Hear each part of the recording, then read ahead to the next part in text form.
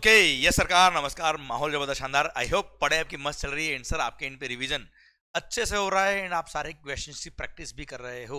Okay, एक बात sir, जितने भी क्वेश्चंस की प्रैक्टिस आपने अब तक करी है बच्चों, सर ध्यान देना, आप जो वर्किंग नोट लिखते हो, मैंने वैसे लेक्चर्स में बताया आपको, क्वेश्चंस के लेक्चर में, पर फिर भी बता देता हूँ आपस में कि जो आप क्वेश्चंस के आंसर लिखते हो उसमें बुक का लैंग्वेज का जरूरत बिल्कुल भी नहीं है। Right your own language.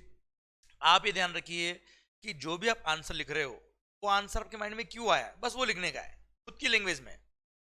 जो कॉपी चेक कर रहा है एग्जामिनर, उनको ये पता चलना चाहिए कि आपको टॉपिक आता है। दैट्स इट, यही इंटेंट रखिए। मैं कह रहा हूँ बहुत मजा आएगा आपको और आपके मार्क्स बहुत अच्छे आएंगे और आपको कोई भी बुक की लैंग्वेज लिखने की जरूरत नहीं है। ओके बच्चों, चलिए सरकार हम पढ़ते हैं अगला पॉइंट, सेक्शन नंबर।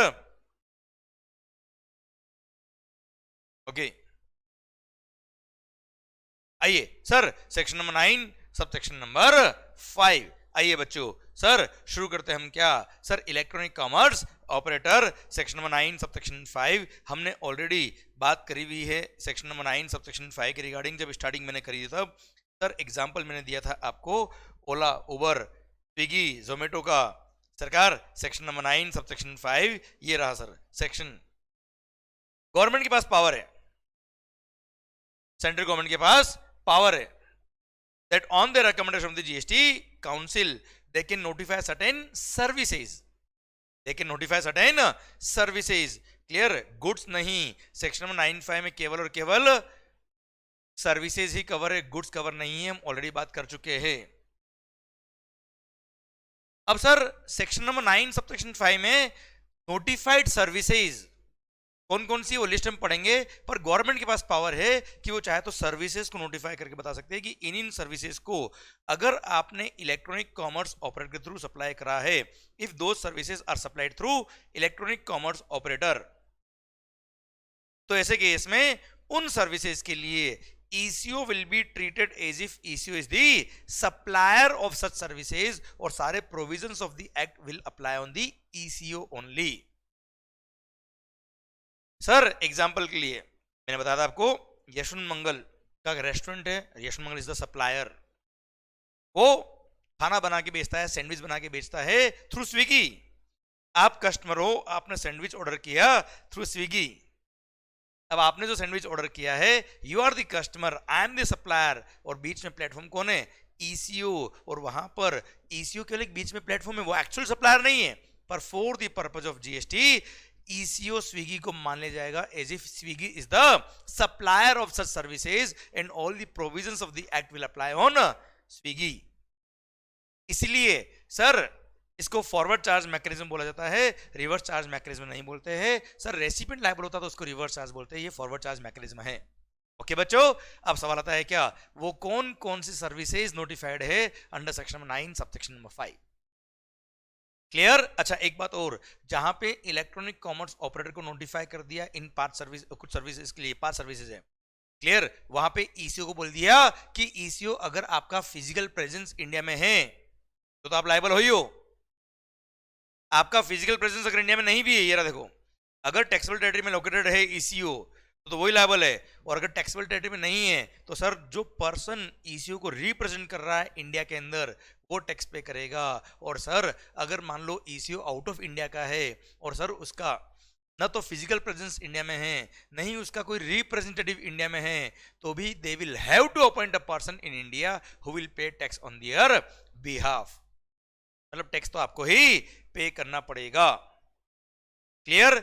सर ध्यान देना, ECO को बोल दिया तुम लायबल हो, और हाँ तुम ही लायबल हो, और हाँ तुम ही लायबल हो, बात खत्म, चॉइस नहीं है। क्लियर। अब वो 5 सर्विसेज कौन कौन सी है देखिए। फर्स्ट सर्विस कौन सी है sir, sir transportation, Ola, Uber. The first service is transport of passengers by radio taxi, motor cab, maxi cab, motorcycle, sir जिसके अंदर रैपिडो भी आता है, और any other motor vehicle except omnibus. Omnibus के बारे में सर पॉइंट नंबर 2 हम पढ़ेंगे तब बात करता हूं। तो सर ओमनीबस छोड़ के बाकी जितने भी मोटर व्हीकल है सब इसमें कवर हो गए कुल। क्लियर। अगर ट्रांसपोर्ट ऑफ पैसेंजर किया है तो ऐसे केस में sir Swiggy, Ola, Uber liable होंगे। कि सर वो टैक्सी ड्राइवर जो एक्चुअल सर्विस सप्लायर है वो लायबल नहीं है। अब sir second, transport of passenger by omnibus. अब ओमनीबस पहले मैं समझाता हूं ओमनीबस क्या होता है बच्चों। Sir omnibus means any motor vehicle which is constructed और adapted to carry more than 6 passengers excluding driver. मतलब ड्राइवर मिला तो मोर देन 7, और मोर देन 7 मतलब मिनिमम 8, या लिखिए आप मिनिमम 8 पर्सन, मिनिमम 8 पर्सन की कैपेसिटी वाला व्हीकल जो होता है उसको बोलते हैं क्या, ओमनीबस। और अगर वो ओमनीबस है तो ऐसे केस में बोल दिया गया क्या कि ओमनीबस के थ्रू अगर आप ट्रांसपोर्ट ऑफ पैसेंजर कर रहे हो और अगर उसका बुकिंग जो किया है वो ईसीओ के थ्रू किया है, तो ऐसे केस में अगर सर्विस सप्लायर जिसकी ओमनीबस है खुद की, वो खुद अगर एक कंपनी है, बेटा एक कंपनी है, तो 95 नहीं लगेगा। क्योंकि अगर कंपनी है खुद सर्विस सप्लायर तो बड़ा आदमी है, वो खुद टैक्स पे कर देगा। क्लियर। पर अगर जो सर्विस सप्लायर है, जो बस ओनर है एक तरह से, वो बस ओनर इंडिविजुअल है, ऑर्गेनाइज सेक्टर में नहीं, ऑर्गेनाइज नहीं एक तरह से सर वो, इसीलिए सर अगर उसका बुकिंग अपने ईसीओ के थ्रू बुक कराया तो ऐसे केस में 95 लगेगा, और वहां पे ECO will be treated as if ECO is the supplier of such services. Clear. Otherwise omnibus के थ्रू जो सर्विसेज दी है वहां पे 95 लगेगा। अगर ओमनीबस वाला खुद एक कंपनी है तो 95 नहीं लगेगा। That's it. ओके। फिर आता है क्या sir, providing accommodation service in hotels, in guest house, club, camp site और other commercial places meant for residential और लॉजिंग पर्पसेस, कुछ के hotel services, where person supplying such services are no is sir, where person supplying such services through ECO is liable for is not liable for registration. बेटा हाँ है ना भाई, मैं वापस बोलता था बेटा आपके लिए। तो भाई देवेंद्र भाई, ओमनी बस मीन्स किडनैपिंग वैन नहीं हो, किडनैपिंग वैन जो समझ रहे हो ना बेटा, मूवीज में देखते होंगे, क्या वो 8 सीटर है क्या, देखना पड़ेगा अप्रूव्ड सीटिंग कैपेसिटी उसकी कितनी है बेटा। क्लियर। सर पीछे अगर 4 की कैपेसिटी, 2 आगे 6 ही हुए ना यार भाई, फिर भी देखना पड़ेगा एक बार कि उसकी अप्रूव्ड सीटिंग कैपेसिटी कितनी है, लोग कितने बैठते हैं उसमें, एक्चुअली उससे फर्क नहीं पड़ता। ओके गुड सरकार। तो मालिक मालिक मालिक होटल्स, होटल्स की बात कर रहा हूं आपसे बेटा। होटल अकोमोडेशन सर्विसेज जैसे tripadvisor.com, goibo.com, मेकमाईट्रिप.com, उसके थ्रू अगर आपने होटल बुक कराया है सर, ओयो रूम्स है ना भाई, तो सर ऐसे केस में OYO will be liable, Goibibo will be liable, TripAdvisor will be liable. पर अगर होटल वाला खुद जीएसटी के लिए रजिस्टर्ड है, इफ होटल वाला खुद इज लायबल फॉर रजिस्ट्रेशन, तो ऐसे केस में 95 नहीं लगाएंगे। मतलब आपका कोई इंडिविजुअल फ्लैट है बेटा जो आपने ओयो पे लिस्ट कर रखा है। क्लियर। तो सर ऐसे केस में अगर आप जीएसटी में रजिस्टर्ड नहीं हो और ओयो के थ्रू किसने आपका रूम बुक किया है, तो ऐसे केस में वहां पे 95 लगेगा और ओयो लायबल होगा। पर आप खुद अगर जीएसटी में रजिस्टर्ड हो, तो बड़ा होटल है जो खुद जीएसटी में रजिस्टर्ड है या लायबल फॉर रजिस्ट्रेशन है, तो ऐसे केस में भले ओयो के थ्रू बुक किया हो 95 नहीं लगेगा। Same is the case with the housekeeping services also. Housekeeping service में भी सेम पॉइंट लिखा हुआ है कि अगर हाउसकीपिंग सर्विस देने वाला जैसे प्लम्बर, कारपेंटर एटसेट्रा, वो खुद अगर जीएसटी में रजिस्टर्ड है या लायबल फॉर रजिस्ट्रेशन है, तो वो खुद टैक्स पे करेगा, वो लायबल फॉर रजिस्ट्रेशन नहीं है। और आपने बुकिंग कराया थ्रू urbanclub.com, urbancompany.com या zimba.com एटसेट्रा, तो ऐसे केस में सर 95 लगेगा। क्लियर। वो खुद लायबल फॉर रजिस्ट्रेशन नहीं है, खुद प्लम्बर कारपेंटर, तो ओके डन। तो ये सर्विस होगी नंबर 4। अब आ रहा है क्या, रेस्टोरेंट सर्विसेज, स्विगी जोमेटो, जिसके बारे में हम ऑलरेडी बात कर चुके हैं। पर यहाँ पे एक एक्सेप्शन है, अगर वो रेस्टोरेंट ऐसे किसी होटल प्रीमाइसेस में लोकेटेड है सर, जिसका declare tariff MRP is exceeding ₹7500 per day per day पर रूम। क्लियर सर, मतलब 7501 ऐसा कोई होटल है जिसका एक भी रूम का रूम टैरिफ 7501 अगर है, भले एक दिन के लिए क्यों ना हो, उसके बाद भले रेंट कम कर दे ये लोग, तो सर उस होटल के अंदर जो रेस्टोरेंट लोकेटेड है, वहां से अगर आपने खाना मंगाया, तो सर वहां स्विगी लायबल नहीं होगा, वहां रेस्टोरेंट ही लायबल होगा। क्लियर। तो सर देखिए, restaurant services other than services supplied by restaurant, eating joint etcetera located at specified premises. Specified premise का मतलब means premises providing hotel accommodation services having declared tariff of any unit of accommodation above ₹7500 per unit per day और equivalent, तो ऐसे case में 95 नहीं लगेगा। Clear? वहां पर 7,501 वाला रूम जो है उस होटल में अगर रेस्टोरेंट है वहां से खाना मंगाया है आपने तो 95 नहीं लगेगा, अदरवाइज सारे केस में 95 लगेगा। क्लियर? डन। ये 5 सर्विसेज है जहां पे क्या लगता है 95, और जहां 95 लगता है वहां पर ईसीयू लायबल होगा। क्लियर? रेडियो टैक्सी का मतलब क्या होता है? AC taxi which is in two way communication with the centralised office through GPS और जीपीआरएस। क्लियर? पक्का बच्चों? डन। सरकार ये जो प्रोविजन लगेंगे केवल नोटिफाइड सर्विसेज के लिए, गुड्स के लिए एप्लीकेबल नहीं है, और ये भी 5 सर्विसेज के लिए नोटिफाइड है, बाकी और कोई सर्विसेज के लिए लाइबल नहीं है, 95 नहीं लगता है। क्लियर? और जहाँ पे ईसीयू लाइबल है वहां पे ईसीयू ही लाइबल है बच्चों। यस या नो? और ECO will be treated as if ECO is the supplier of services, मैं ऑलरेडी बात कर चुका आपसे।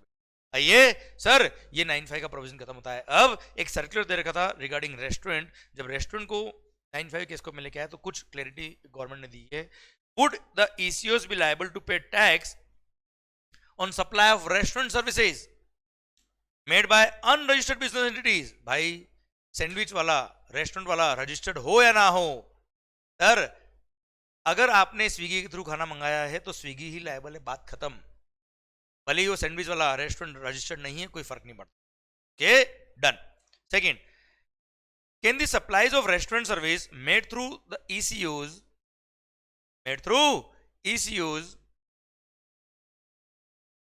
be recorded as inward supply of ECOs liable to reverse charge in GST 3B?